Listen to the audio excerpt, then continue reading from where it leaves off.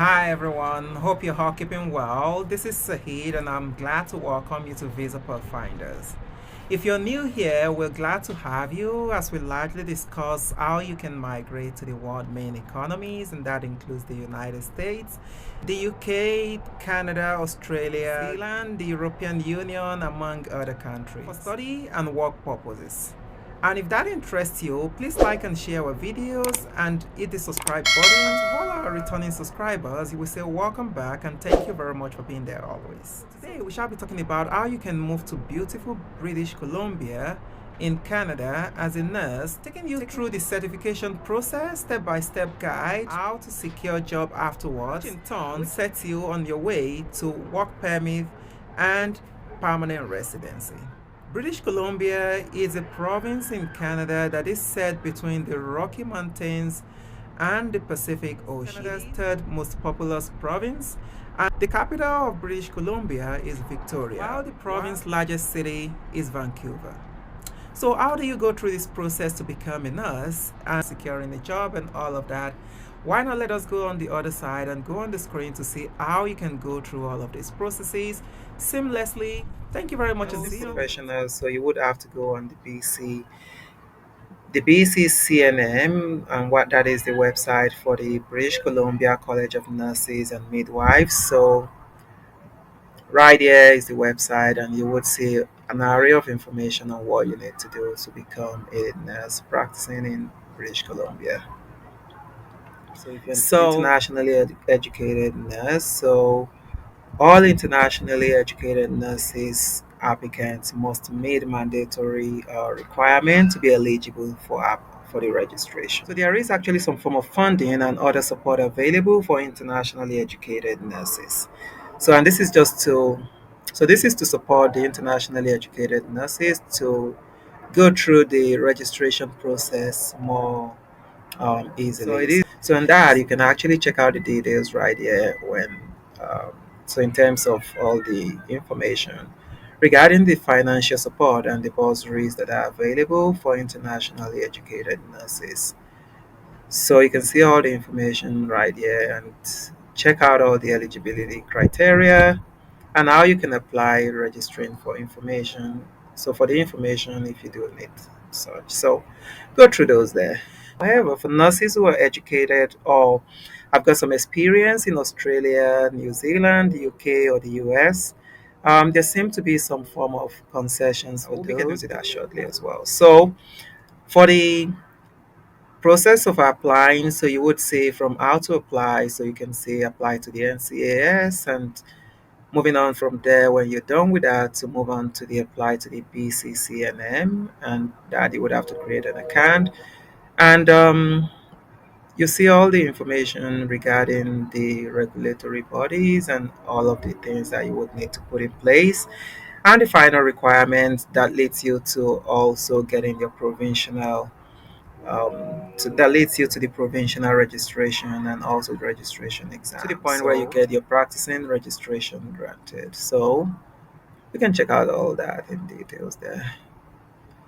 So in terms of applicants who are educated in Australia, New Zealand, the UK, or the US, so nurses who are educated in these countries or who have practiced in these countries, I've got some kind of concessions that largely they are found to be comparable to the registered nursing practice in Canada.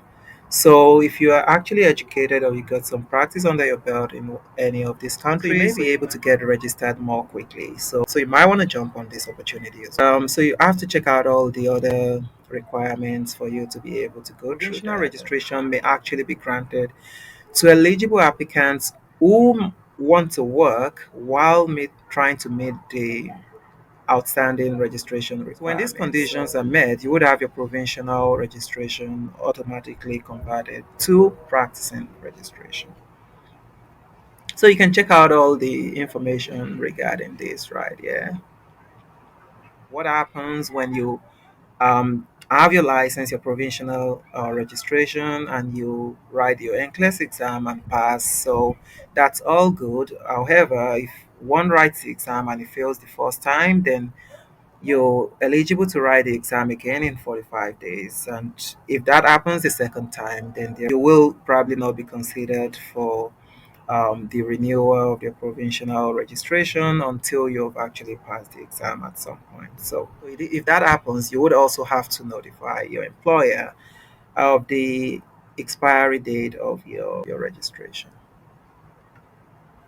So talking about the Earth Match BC, so we were talking about the Earth Match BC, which they we got here. Let's say if you're a healthcare professional, so you may wish to contact the Earth Match BC. For those that have got to this stage of job search, so the Earth Match BC is a health professional recruitment service funded by the government of British Columbia. Various jobs, so you can check out the jobs that are available for nurses. So all you need to do is to change the under the drop down here to nurses, so you can change it to nurse and you check the permanent full-time role, and you can just go ahead and do your search. So if you do that, it would actually come up with a list of jobs that are available at the given time that you have done that. So you can actually look at the various job opportunities and see those that are really very much related to your background and experience. So and you can see some of those right here. So some of them actually in the emergency room and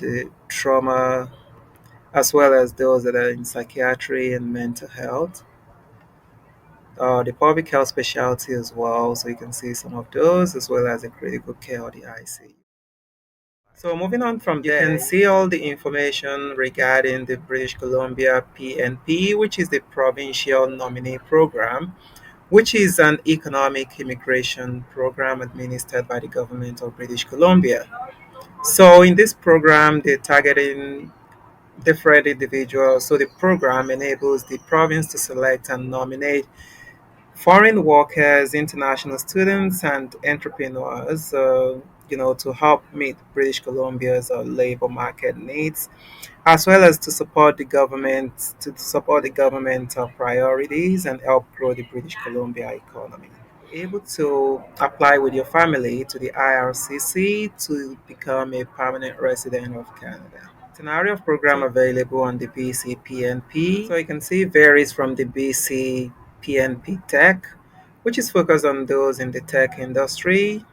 But our focus today would be on the healthcare occupations, and in that one, we got various occupations right there, varying from pharmacists to dentists to psychologists to surgeons to nurses, physicians to medical laboratory technologists, among others. So, in terms of the various invitations to apply, so the last update on the 4th of October 2023, so you can see the various nominations and the invitations to apply that have been sent out by the BCPNP and the various categories or streams that they fall into. So you can see all of those and the dates that they've been done. So you can see the healthcare. So the healthcare, for instance, keep varying. So you can see the healthcare on the 4th of October, the number of nominations or the number of invitations that were sent out, and that goes on and on,